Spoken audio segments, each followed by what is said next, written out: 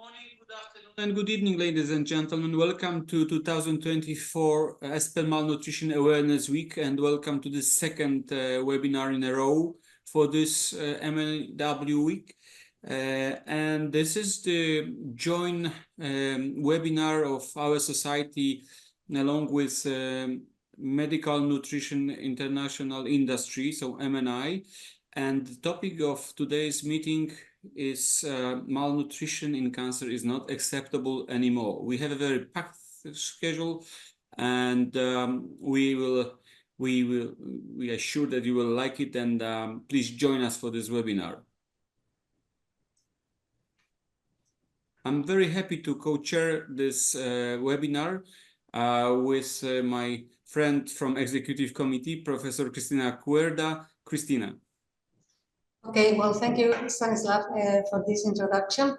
And we are going to start with our first speaker. It's Alexandro Laviano. Alexandro is the Associate Professor of Internal Medicine at the Department of Translational and Precision Medicine in La Sapienza University of Rome.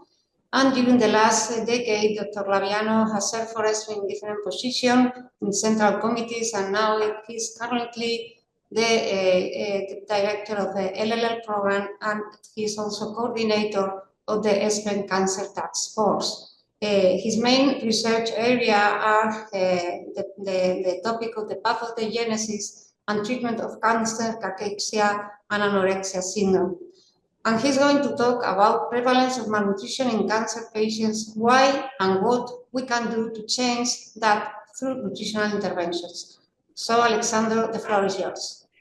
Thank you so much, Cristina, first of all, for the invitation and for being here and talk about this very relevant topic. Now, before starting, I just want to remind you that you can use the Q&A chat in order to put questions to my and to the others' talks. So before starting, of course, these are my potential conflicts of interest, but we all agree, I believe, that cancer is a systemic disease, independently of the organ or the tissue in which the tumor grows. The effect of cancer are really systemic. And of course, no surprise that also the nutritional status can be heavily influenced by the presence of the growing tumor. Now, as a classification point, how we can define cachexia in patients with cancer? Well, actually, it is, according to the ESPEN, is considered a specific form of malnutrition, meaning a chronic disease-related malnutrition with inflammation. Grossly defined is a malnutrition which is associated with the presence of reduction or maybe of energy and protein intake, and also inflammatory response.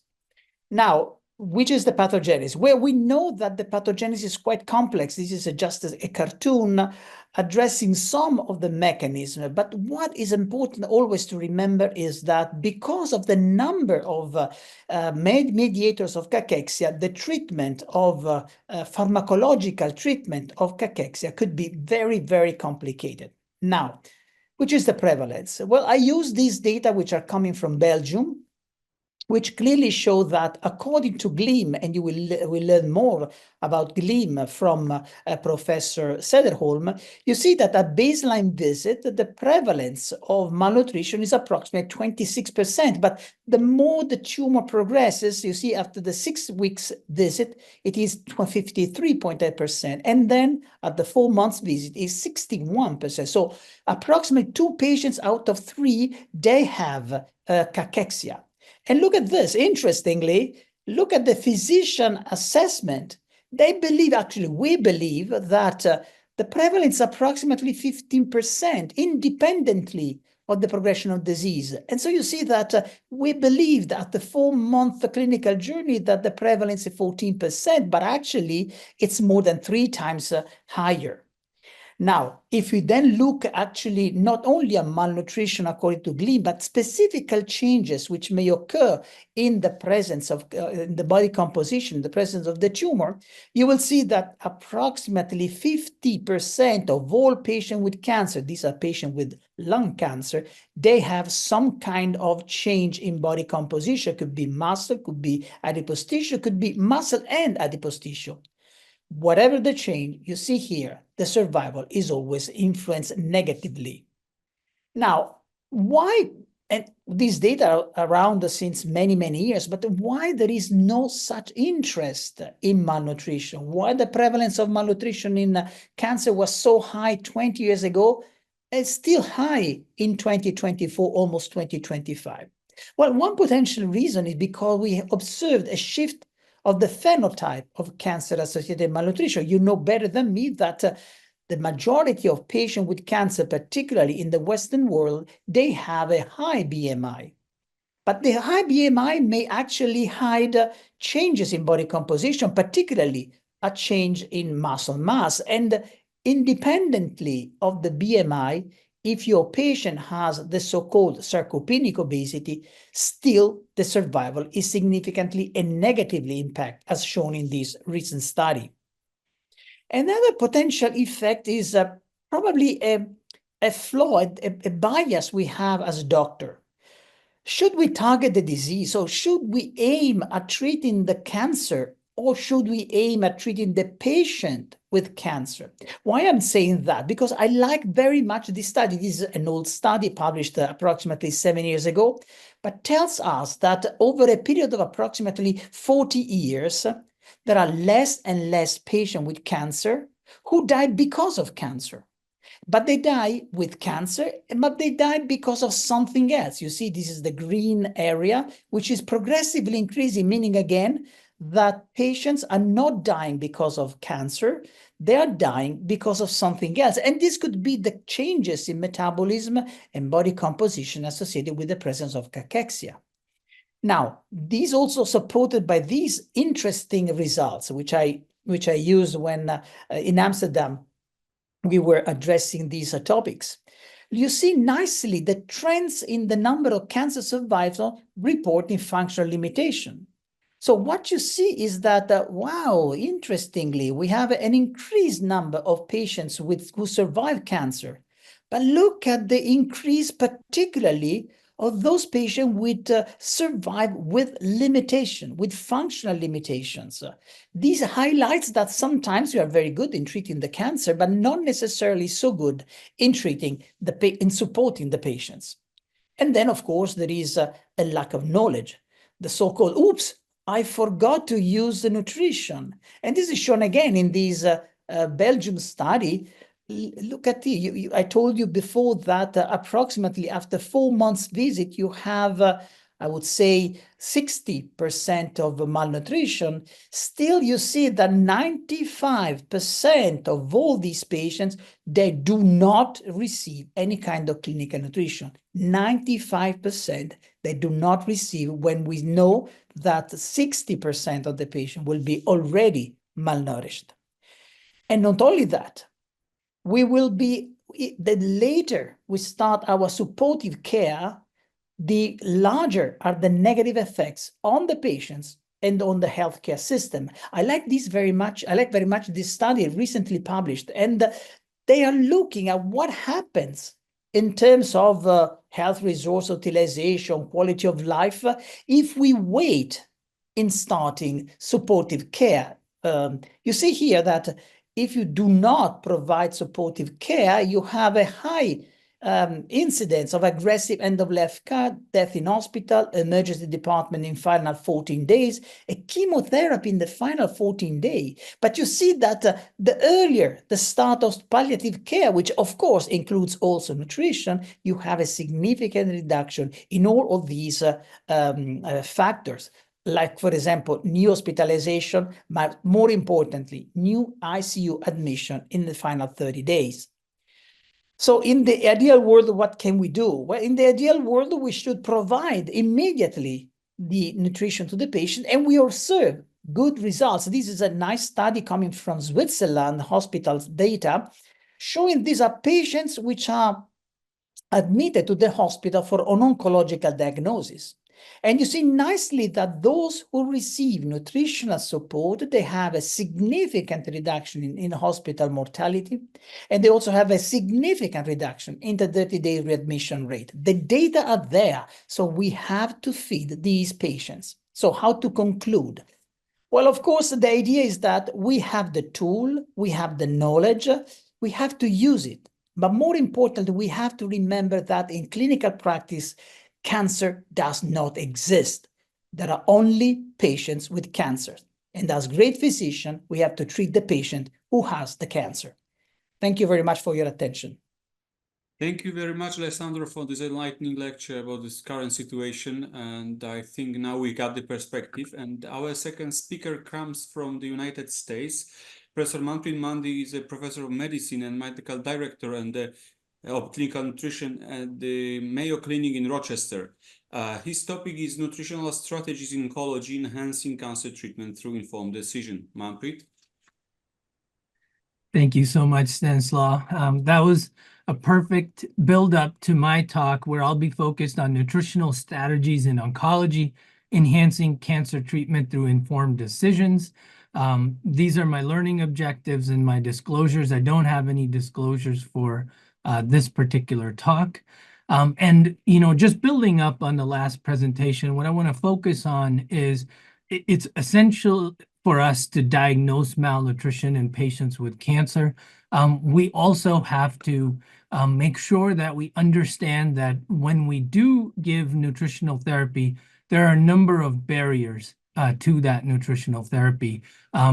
Cancer can be associated with malnutrition driven by both decreased intake and underlying metabolic changes. A lot of these factors are related to the cancer in itself, as well as the treatment of cancer, such as taste changes, side effects of the therapy we're using. Some of the cancer can cause small bowel obstructions. But then as we look at some epidemiologic changes in the world, such as mentioned by Dr. Laviano about obesity, right, we see other factors that are also contributing to poor outcomes with cancer, obesity being one of them. But the other factor that we also have to keep in mind is that the world's population is aging. In fact, in the US, by 2030, 1 in 2 American adults will be obese. And for the first time, we will have more individuals who are greater than 65 years of age than there are individuals who are children, less than 18 years of age. So it's a big shift that we're seeing worldwide. So when we look at what can we do then in terms of nutrition support, I think this is probably the key slide that I have to share, which focuses on all the different options we have available, including focusing on the diet, adding oral nutrition supplements, using enteral nutrition, parenteral nutrition, but then really doing so by looking at the patient, where they are in terms of their cancer journey. Just like Dr. Laviano said, often we focus on nutrition support when it's quite late in the course, when the patient's in palliative care. At that point, really, the focus has to be to alleviate feelings of hunger and thirst, and not to be as aggressive with nutrition support. We really have to focus on making the diagnosis of malnutrition early, when that diagnosis of cancer is being made. And that's when we need to really push for nutrition support. The other factor we have to look at is, what's the patient's BMI? What type of cancer do they have? So as an example, someone who is obese and has uterine cancer or breast cancer, they may need a completely different strategy, where we're focusing on reducing fat mass, increasing lean mass, as opposed to someone with head and neck cancer or GI cancer, where they're quite malnourished, underweight. There we have to use strategies to increase weight. So we have to keep the patient in mind as we develop these strategies. The other part of keeping the patient in mind is to also focus on that psychosocial aspect. Many of the patients often have decreased intake because they're depressed. They're socially isolated. So that's another strategy that we use quite a bit, is to create a pleasant eating environment, ensure that they're sharing meals with others in an effort to increase that oral intake. If the patient needs to gain weight, we can obviously use strategies to increase calorie density, smaller meals, more frequent, we can then add more calorie-dense containing foods. If the patient needs to lose weight or lose fat mass, preserve muscle mass, we can again, focus on increasing protein intake and reducing overall calorie intake. So we have to tailor it based on the patient's needs. The other part that we don't want to forget is the patient's preference for what they're going to consume. We did this survey in our oncology ward with some preconceived notion that, these patients would prefer something that's sweet, perhaps softer texture, perhaps the temperature would be colder because they're going through chemotherapy, etc. However, when we actually surveyed them, we found that the response was all over the place. In fact, they, wanted, some wanted colder things, some wanted warmer things, some preferred crunchy texture, etc. And so just keeping that in mind is so important, that the patient may have preferences that are determined by what type of food they've been consuming most of their lives, and also how they're feeling at that moment. So a short experiment that we did was to then offer a snack cart to patients on our ward at around 3 p.m. or so every day, and then offer a variety of different types of foods. And by doing this, you could see we were able to increase the caloric intake by 200 calories, and then also increase protein intake by 11 grams. Very simple change that we were able to make on our wards, but led to a pretty significant results. The other aspect of nutrition support is we want to maximize the good qualities of food and minimize the bad qualities. Again, here, focusing on primarily plant-based, and I think Mediterranean diet encompasses a lot of this. That's why I've highlighted it with the short time I have.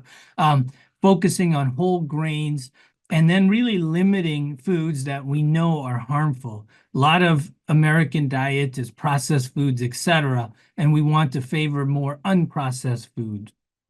And you could see the benefit there. Here, colorectal cancer, mortality benefit in terms of those who adhered to more Mediterranean diet, consumed less processed foods, less sugars, etc. Same sort of data arising from breast cancer and other cancers. You could see this was a 15-year follow-up study, 63% overall survival for those with high adherence to Mediterranean diet concepts, and then compare that to low adherence. Almost a 28% reduction in mortality based on that. Here, a meta-analysis showing 40% reduction in mortality, right? And so there are also some key components to a Mediterranean diet that can have benefits on themselves. And I think one of those is omega-3 fatty acids, especially when we look at how inflammation impacts cancer, development of it, as well as course of cancer. Now there's a lot of studies emerging with addition of oral nutrition supplements with or without fish oil, showing improvement in quality of life, physical cognitive function, higher physical activity score, preserving lean mass, actually improving time of tumor progression with supplementation, weight maintenance, and then gain of muscle mass. So some pretty significant benefits. Whole grains, obviously, you all know this data, right? Dramatic improvement in terms of mortality, especially cancer mortality, especially when we're looking at colorectal cancer, some of the GI cancers, quite beneficial. Other aspect that we deal with quite a bit in the US is also, unfortunately, high consumption of refined sugars. And there are a number of cancers that actually display the Warburg effect, where they tend to metabolize glucose into lactate rather than oxidizing it. And they do this because they can sequester a lot of that glucose and generate ATP quite rapidly.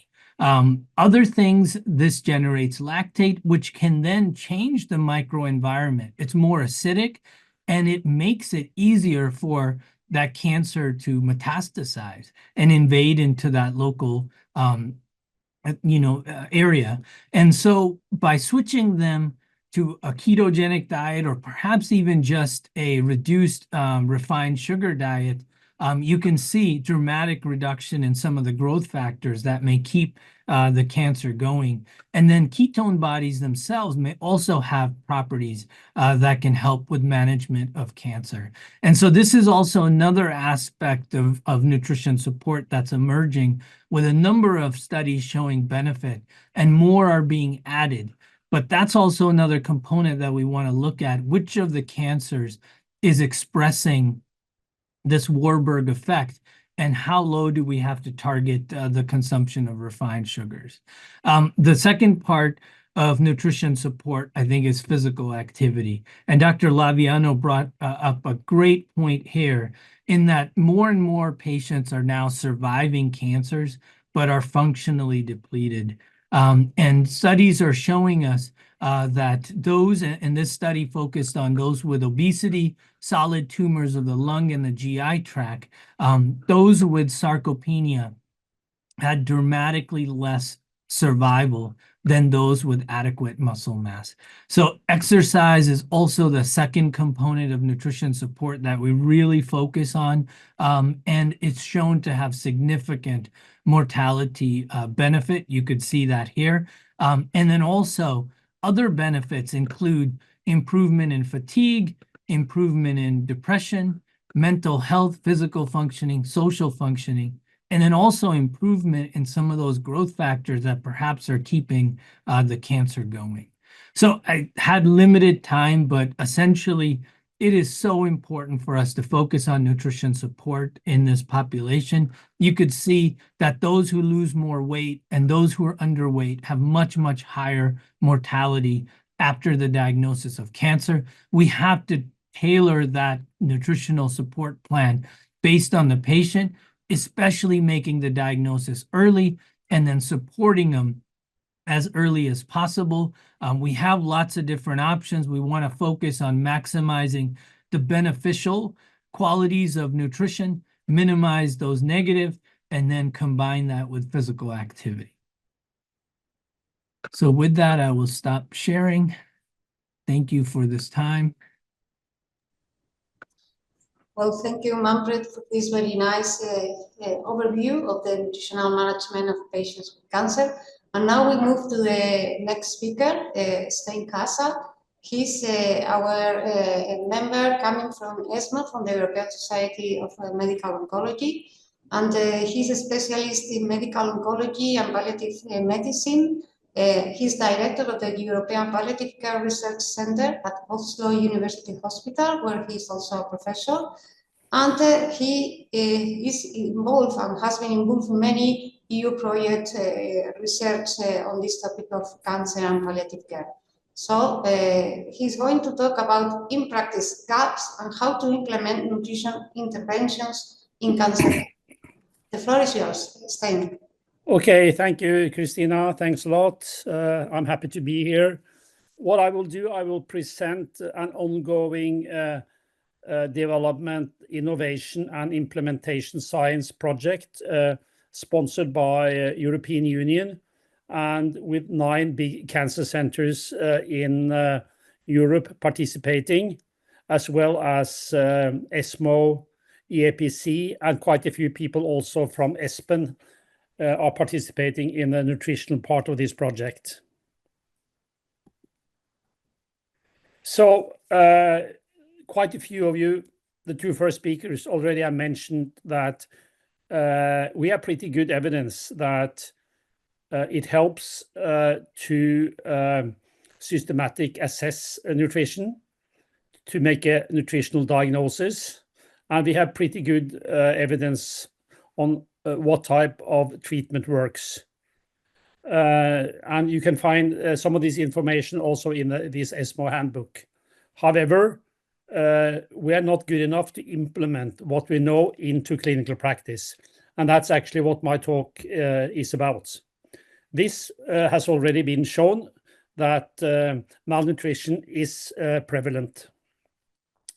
So what about the implementation process we are working on?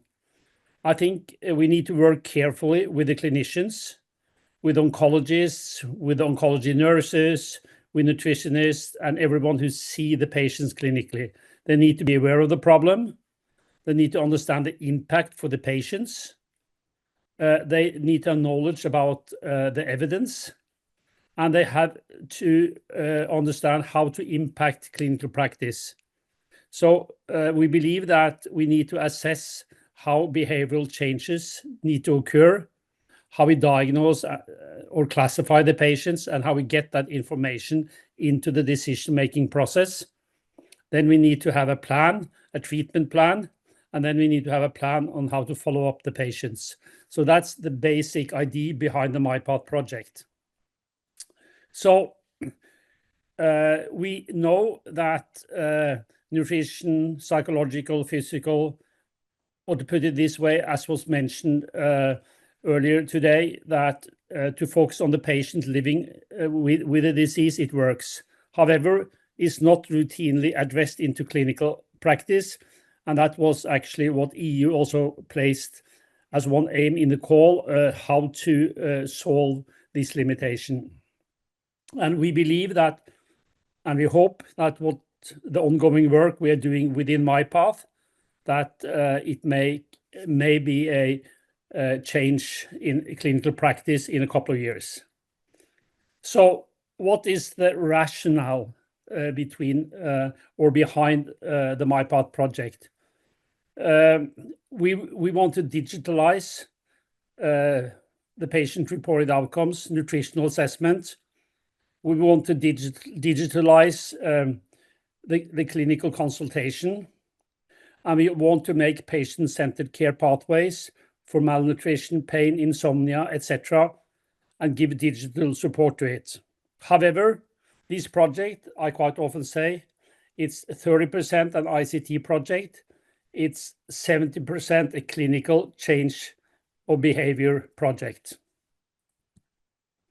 So what is the structure when we ask the patients about patient-reported outcome measures? Well, we are in the process in programming the ICT solution in a smart way. So it starts with the overall well-being, then we do symptom screening, then we systematically assess the nutrition or nutritional aspects, and also social, emotional distress, etc.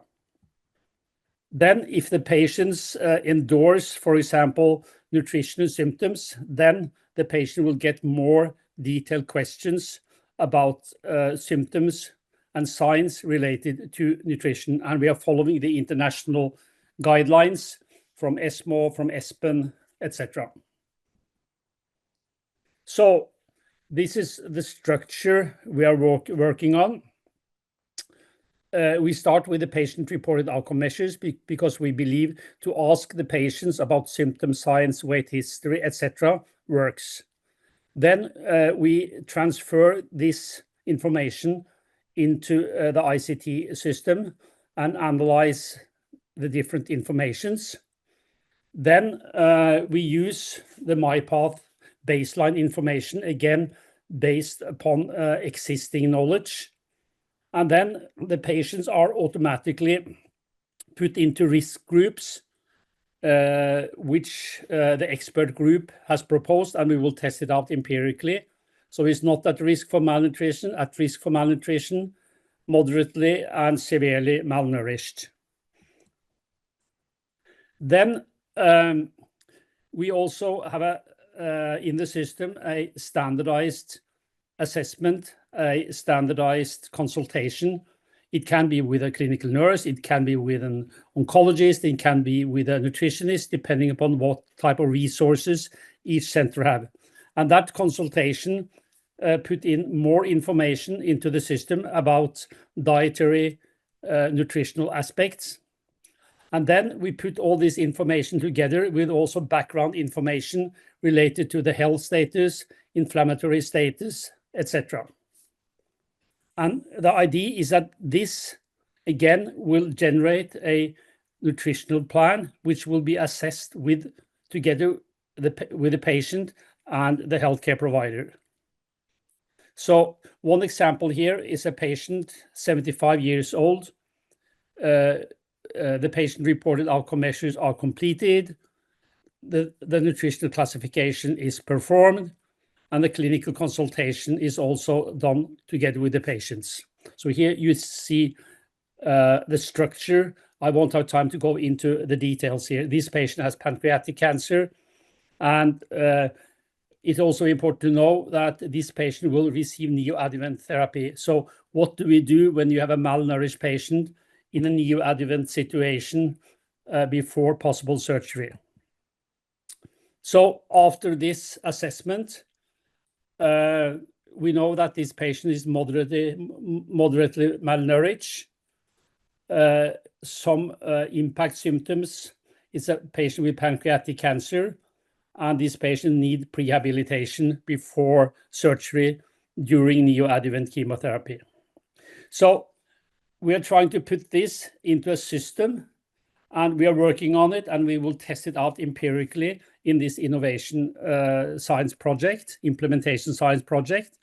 And we hope that in the near future that this will really help us to implement the knowledge from diagnosing patients with nutritional problems and using the information we have from a lot of studies which has already been shown into clinical practice.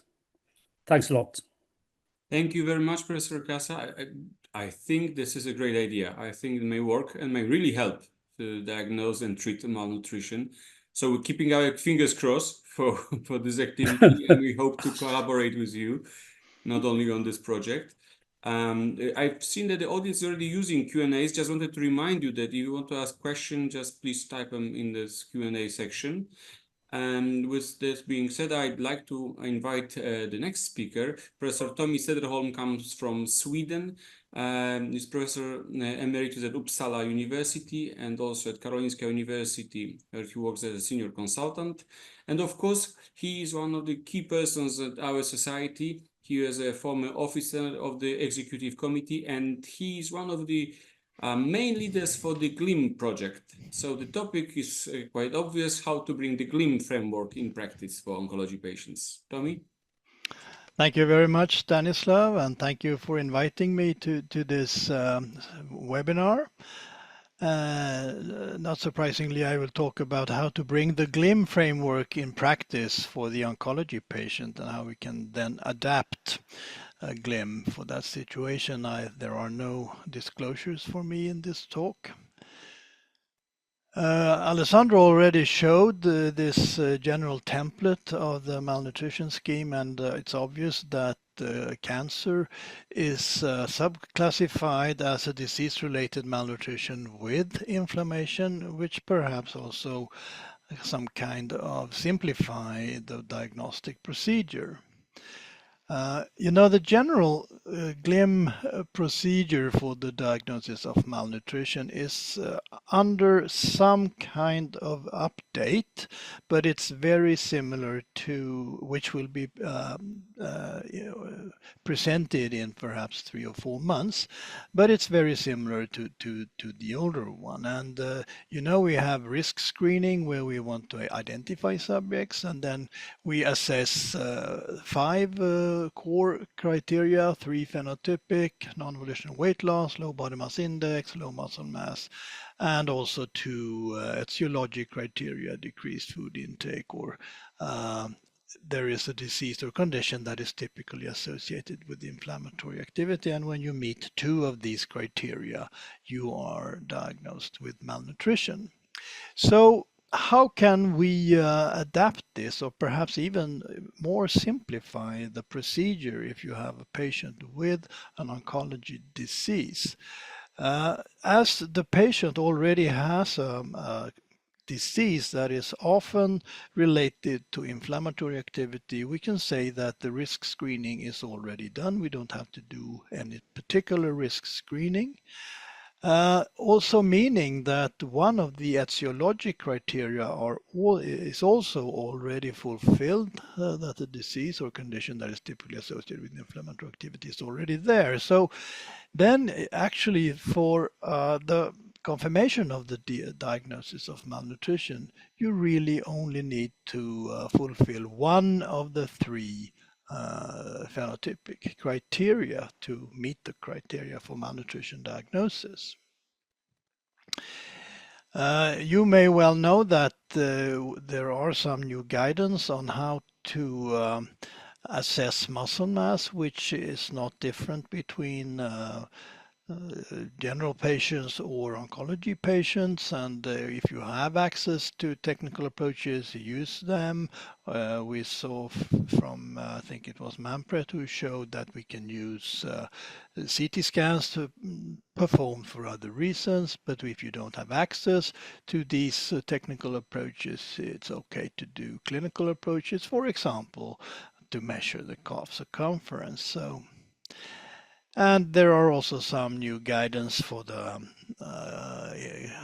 assessment of limb inflammation criteria, but I really don't have to show that because it really says that clinical judgment based on the occurrence of acute or chronic disease or infection or injury that is often associated with inflammatory activity, that is then enough. So as I said, the inflammation criterion is already fulfilled. So to summarize how we can use a simplified procedure for the oncology patient based on the upcoming update is that all patients with malignant disease is at risk for malnutrition. The etiologic inflammation disease burden criterion is fulfilled, thus presence of one of non-volitional weight loss, low BMI or low muscle mass confirms the GLIM diagnosis malnutrition. And this is aligned to the intention to provide a simple and feasible way to diagnose malnutrition irrespective of resources. But remember, this is only for diagnosis. Then the work starts, of course, to do a more thorough assessment and to personalize treatment plan. So by that, I thank you for your attention. Thank you very much, Tommy, for this very nice presentation of the GLIM regarding the patient with cancer. And now we move to our last speaker today, is Dr. Annette Jarvie.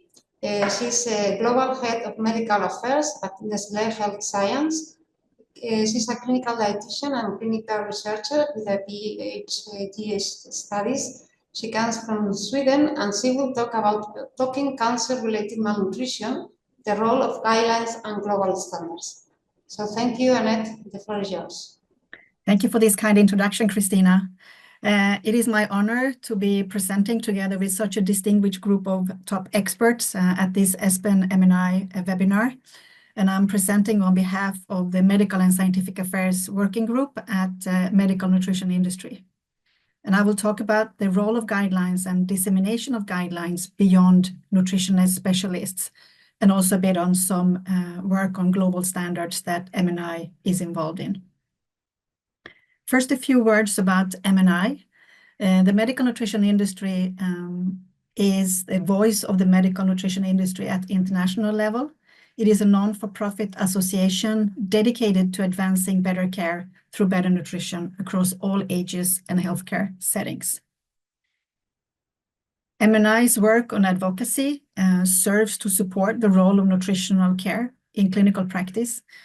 Shown here on this slide is the MNI manifesto, Better Care Through Better Nutrition. And the MNI manifesto aims at guiding the EU bodies on how to integrate nutritional care as a core component of the patient care pathway for the 2024-2029 period. And the focus areas of the MNI manifesto clearly supports the importance of the nutritional interventions in cancer care, as well as other diseases where disease-related malnutrition is an issue. As you can see here on this slide, the key components are to include early malnutrition screening in health policy plans, to recognize that nutritional care may improve health outcomes, to fight inequalities of patient access to nutritional care, to consider nutritional interventions as an investment in health, and finally also to ensure the adequate clinical use of nutritional interventions through multidisciplinary teams. MNI is proud to be supporting the dissemination of guidelines from key medical and scientific societies, and two of them are represented here. It's ESPEN and ESMO, and the ESPEN guidelines provide excellent guidance to clinicians on nutritional management of various diseases. Here we can see the guidelines on nutrition in cancer patients, and the dissemination of these guidelines, and specifically a dissemination beyond nutritional experts or nutrition experts, is key to establish adoption and to provide optimal patient care. One way of disseminating the guidelines, the ESPEN guidelines, is through this ESPEN guideline app, and MNI is proud to be supporting this way of disseminating. We also, earlier we saw the ESMO handbook on nutrition and cancer. And this is an excellent a resource that complements the ESPEN guidelines very nicely as a resource to help oncologists to provide pertinent information to patients on questions revolving around nutrition. It covers the basic concepts of nutrition to the health economics of nutrition. And MNI has been funding free copies of this guideline in the most recent ESMO congresses to support a broader dissemination. I will then move to talk a little bit about the ISO standard on malnutrition detection, prevention, and treatment. This is a project that is run by the International Federation for Special Dietary Foods, ISTI, to whom MNI is a member. And as we have heard, and as we know, malnutrition in hospitals and other health-related institutions is a critical and global clinical issue in oncology patients, but also other patients, but is not often detected, diagnosed, or treated. And there is therefore a need for standardized practices. Several countries have developed varied and often partial approaches, but there would be a merit to establishing an international standard for reference. The Health Standards Organization in Canada, HSO, has developed a relevant standard that contributes to improving the nutritional management of patients in Canada. And elevating this expertise into an ISO standard could participate to the changing the life of patients all around the world. And of course, as we're talking here about patients with cancer. And this standard is supposed to be or expected to be adopted by end of 2026. Finally, a few words on the MNI grant for optimal nutrition care. In cooperation with ESPEN, the MNI grant rewards national initiatives or research projects for optimal nutritional care. And the objective is to support and inspire high-quality initiatives.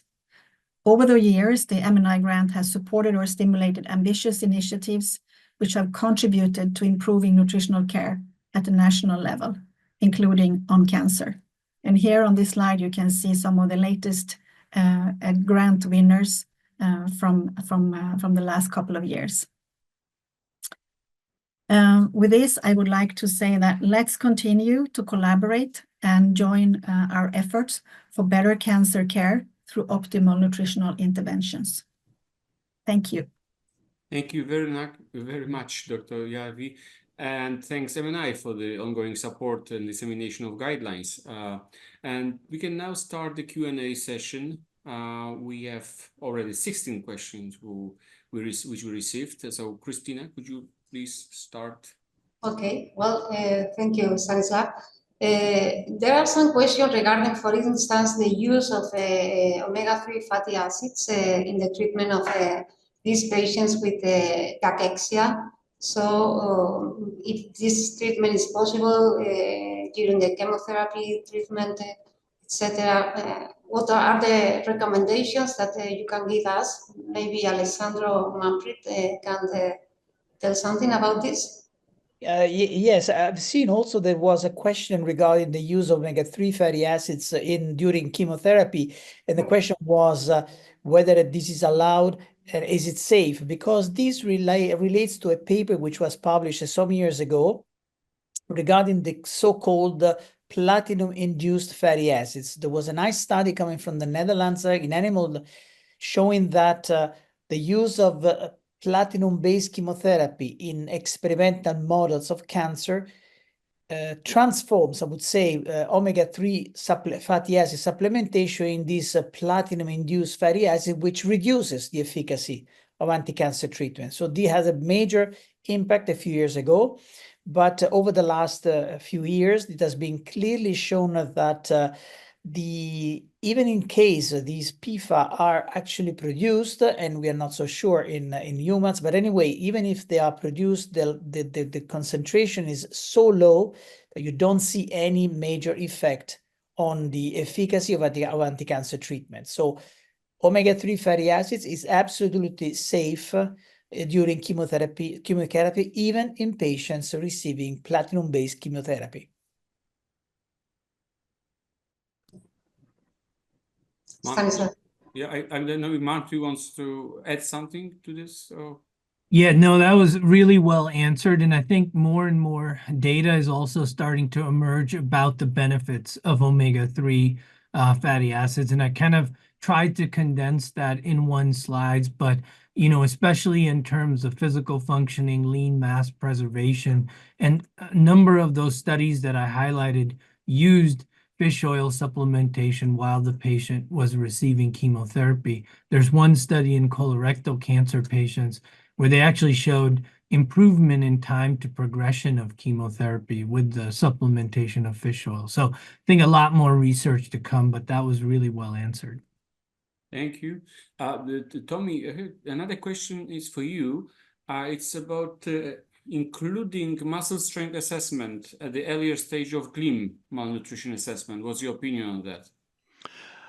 Well, the recommendation is actually not to include muscle strength for the GLIM diagnosis. Of course, muscle strength should absolutely be part of the examination of the patient, but not for the malnutrition diagnosis, perhaps more than for the sarcopenia diagnosis, which perhaps, or well, should be, it's recommended to also diagnose sarcopenia in order to make the treatment plan even more detailed when it comes to physiotherapy, for example. So for the moment, I'm with the guidance paper on muscle mass assessment. It is not recommended to use strength measures, but extremely important to do that. Okay, thank you. Could I comment on that yes. topic? Yeah, because I totally agree with Tommy that it's a word when we want to implement something into clinical practice, keep it simple. And I think to make assessment more complicated, we need to have very strong evidence that we should do it. And because we had that discussion in the expert group in the MyPath project with quite a few, with Jan Arens, Barry Lurden, quite a few people also from the ESPEN work. And our idea was to keep it simple and, as Tommy said, not include muscle strength. And we didn't even advise to do systematic assessment of muscle either, because we want to stick with a very simple classification and see how we can move that into clinical practice. Okay.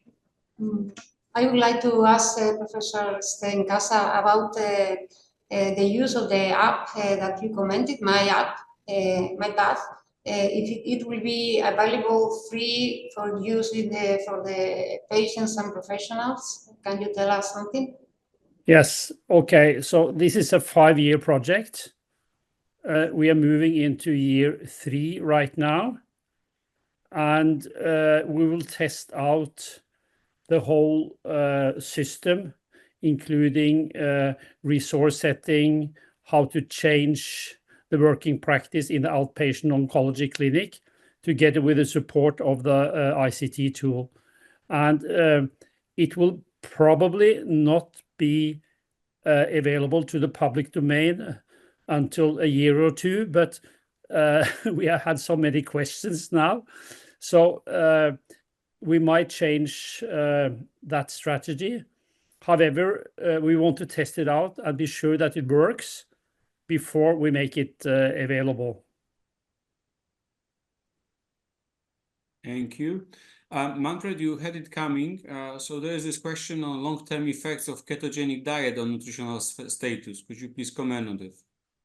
I knew that was going to be controversial, but I wanted to add that, you know, I personally feel that I don't know if we need to get to the point of ketogenesis in order to have some benefits. But I wanted to highlight that as part of our diet, because especially in the US, when so much of our diet has a lot of refined sugars, it's something that we have to discuss with our patients, the impact of consuming high refined sugars. And so we've, you know, started to dabble in ketogenic diet or just a lower carbohydrate, higher fat, higher protein diet in some of our patients, especially in those with cancers that do display kind of the Warburg effect.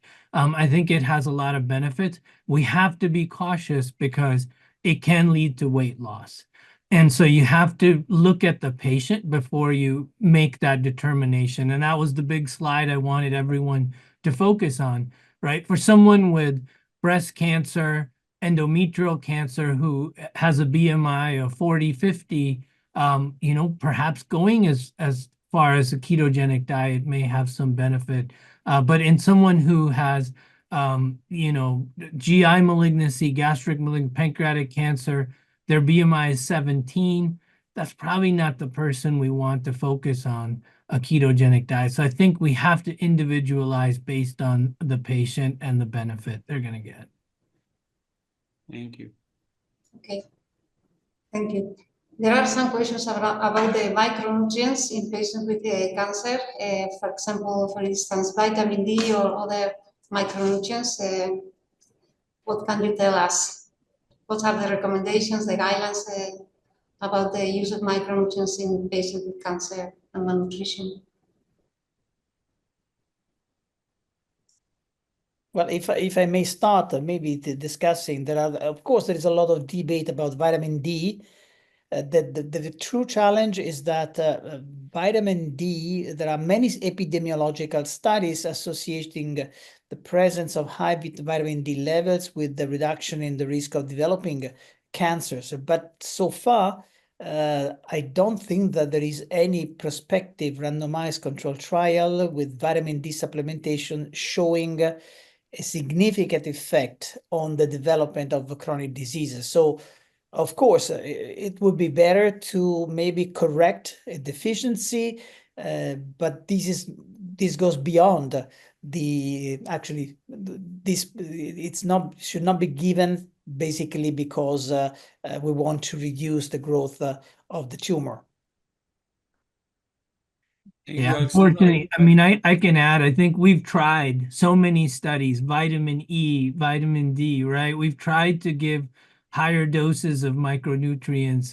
Unfortunately, none of those studies have been beneficial when you look at a randomized controlled trial that's prospective.